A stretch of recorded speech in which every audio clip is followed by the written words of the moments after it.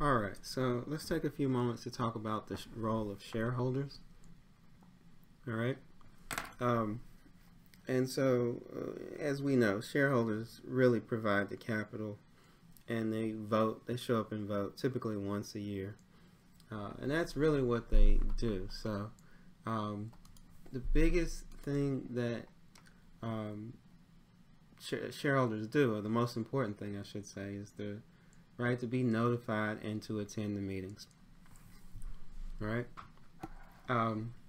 If shareholders are unable to attend meetings, they can send their proxy, which is like a representative who votes for their shares on whatever issues are to be voted on that particular meeting. The most important role that shareholders have is the election of directors. They vote on other issues as well, but the most important is the election of directors, because directors are responsible for the long-range direction of the company and ultimately the profitability, which benefits the shareholders, either by dividend income or by stock price appreciation. All right. And there are two ways that stockholders can vote to, let me say there are two methods, because it's either one method or the other that the corporation employs. The first is called cumulative voting. Cumulative voting means, for instance, if there are 3 open director positions and I own 1,000 shares of stock, the number of votes that I'm going to get is going to be 3 times my number of shares, or 1,000. So 3,000 votes would be what I would get. But the kicker is I can cast all of those 3,000 votes for a single director if I so choose. That's called cumulative voting, and many states permit it. Some states require it.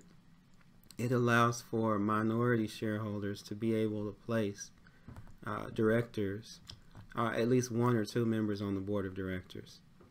All right.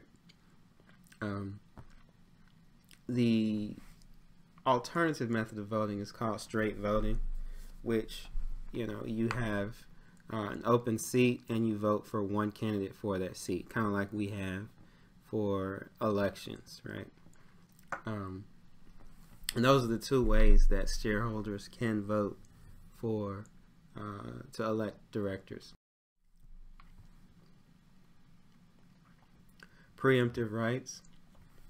If I own 20% of the outstanding stock of a company and the company brings new shares to market, I have a vested interest in maintaining my 20% control of my voting block, my shares. So when companies bring new shares to the public, I can purchase proportionally that 20% of new shares. And that way, after the new shares are sold, I still have 20% ownership. I don't have to, but I have the option. All right? That's a preemptive right. Dividends. All right? So this is a double-edged sword. So when dividends are declared, we know those come from the board of directors.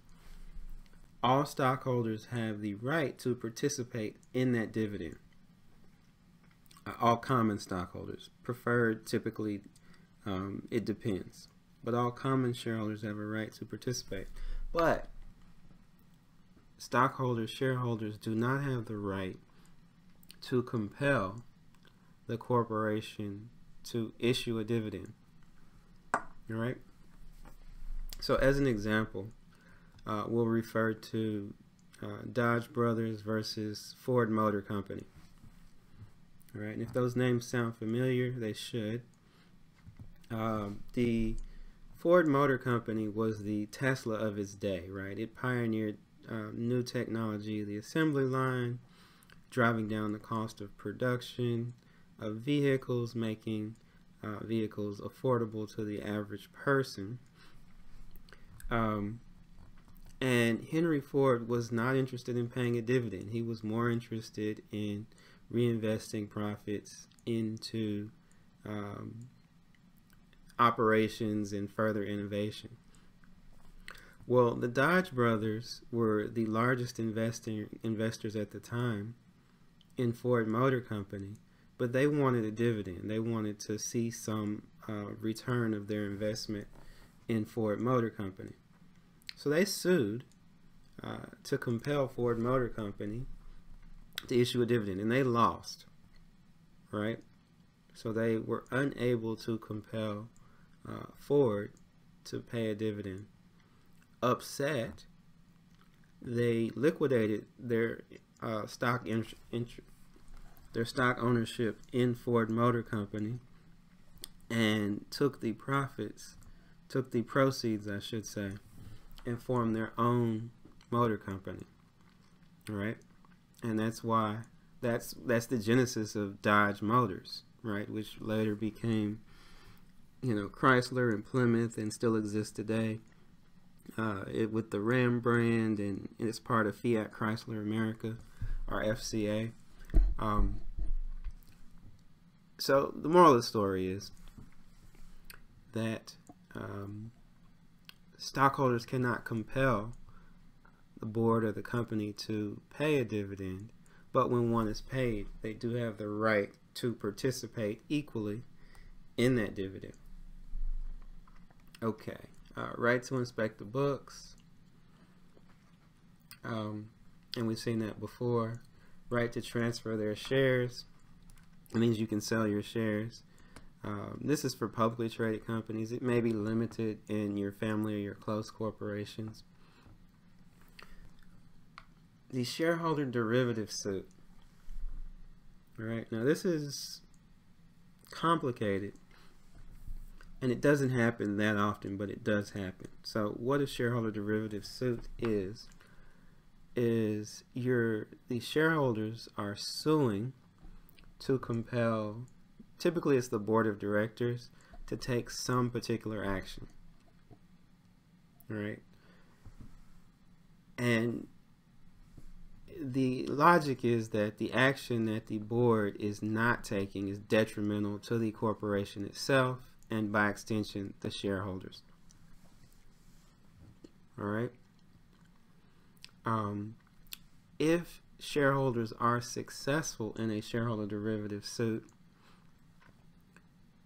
the company is forced to do something, but the shareholders don't get any money. They don't get any judgment. The logic is that they get a corporation that is more profitable, which furthers their dividend and stock price appreciation interest. All right, but that's the shareholder derivative suit.